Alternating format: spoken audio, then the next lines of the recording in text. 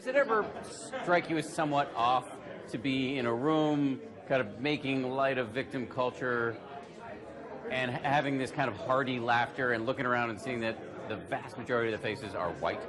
No, because I've said the exact same thing in front of faces that were not white. So I've been very consistent about this. I know it's not that you change your message, it's just that it seems to resonate mostly with white people. I don't think that that's true. I mean, I think that I wish I were invited to more crowds that were more racially diverse. That'd be great. No one got hurt tonight, but 2 protesters did get arrested, even as a man caught in the white-hot center of the madness that is American politics today. He says he is optimistic. We're at such a divided and venomous time in this country. You're right in the middle of it. Do you have any optimism that it'll get better anytime soon? Yeah, I think there's going to be a backlash. I think that there's going to be a strong backlash for people. United, we'll never be defeated. College campuses have become an angry reflection of a divided country.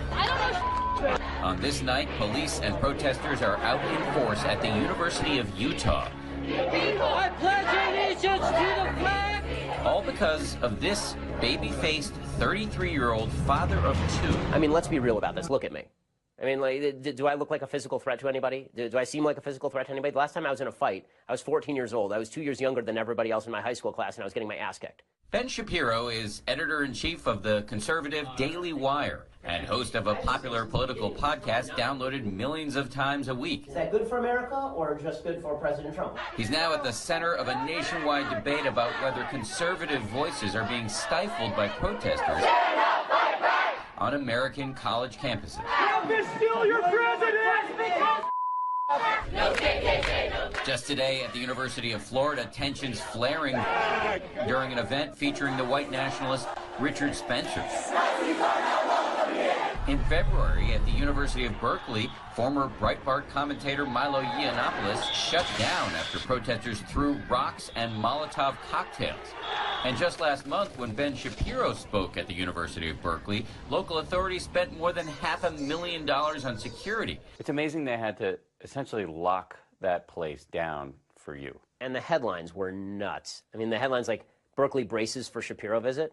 Really? Was I the one who's going to be smashing ATMs? Indeed, just 3 hours before he's supposed to take the stage at 7 o'clock here in Utah, Shapiro says there are reports of possible violence. I'm hearing some rumors that there may be some people who try to bring weapons tonight, which would just be ridiculous and awful. I don't want to be getting killed at my lectures. A fellow conservative podcast host claims he's captured this undercover video of self-described Antifa members allegedly handing out knives and talking about luring fans of Ben Shapiro to their car where they allegedly had guns. I mean, this is insanity. Shapiro says this all speaks to a liberal hysteria on American campuses. So your view is this is political correctness run amok? Yeah, I mean, it's the furthest extension of political correctness. That when you say something, that it's not just me disagreeing with you, it is me destroying your identity as a human being in a way that is akin to violence. Let me just read you from the statement that the folks who want to shut you down put out. They said, Ben Shapiro has openly called transgender people mentally ill. He portrays the great gay rights movement as a conspiracy to root out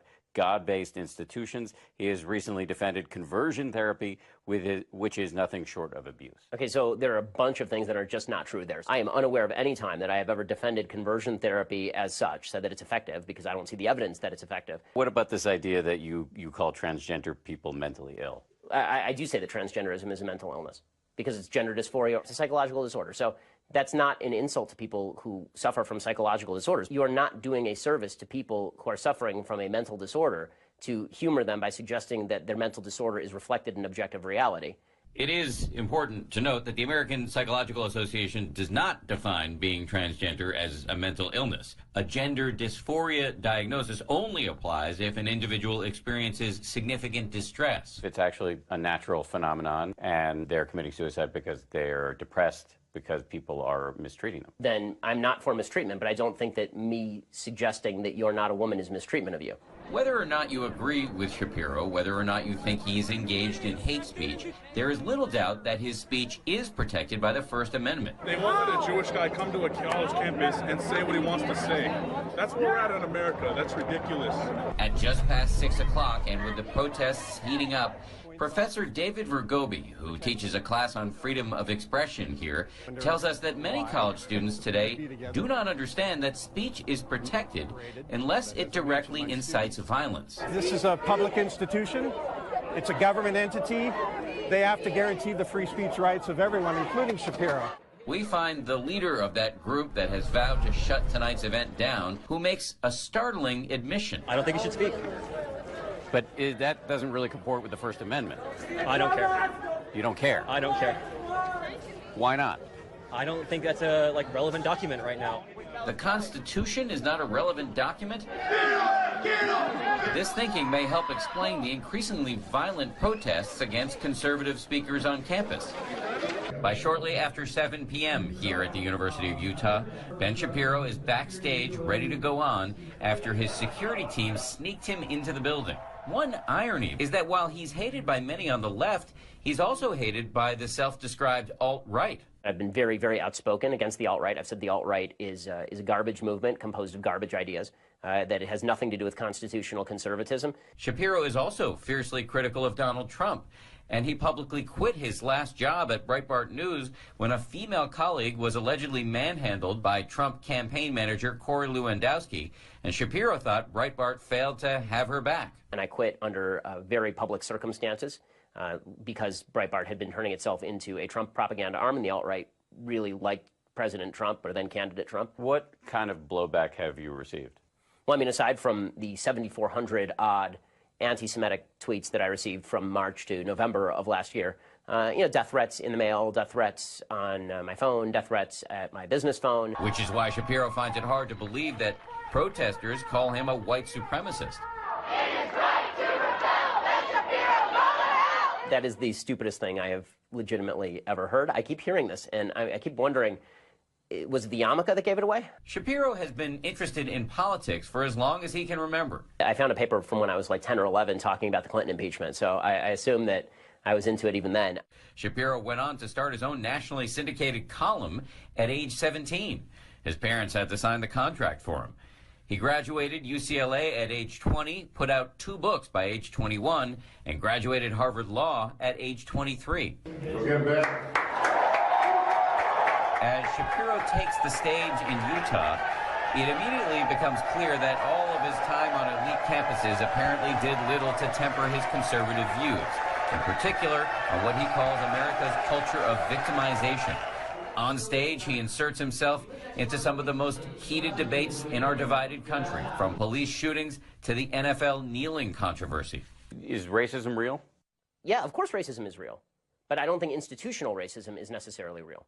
So yes, of course there are racists. And racist cops who shoot black guys for no reason should go to jail and they should throw away the key. But this idea that's put out there by these kind of broad statements about America being a discriminatory, racist country, I don't know how that helps anything, and I don't think it's actually true. Isn't that to ignore our history? It's inarguable that slavery existed, and 100%. after that, Jim Crow. Yes. You want to talk about Jim Crow and slavery? Of course. The question is, what is the remedy now? Is the remedy now to blame people who are living today who had nothing to do with Jim Crow or slavery? I didn't hold slaves, did you? As Shapiro holds forth inside the lecture hall, outside, scuffles break out in the crowd.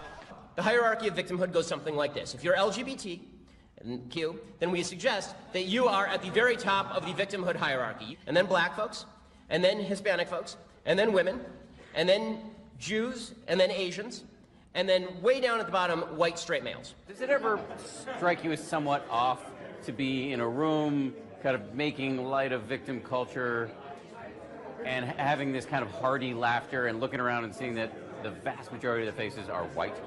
No, because I've said the exact same thing in front of faces that were not white.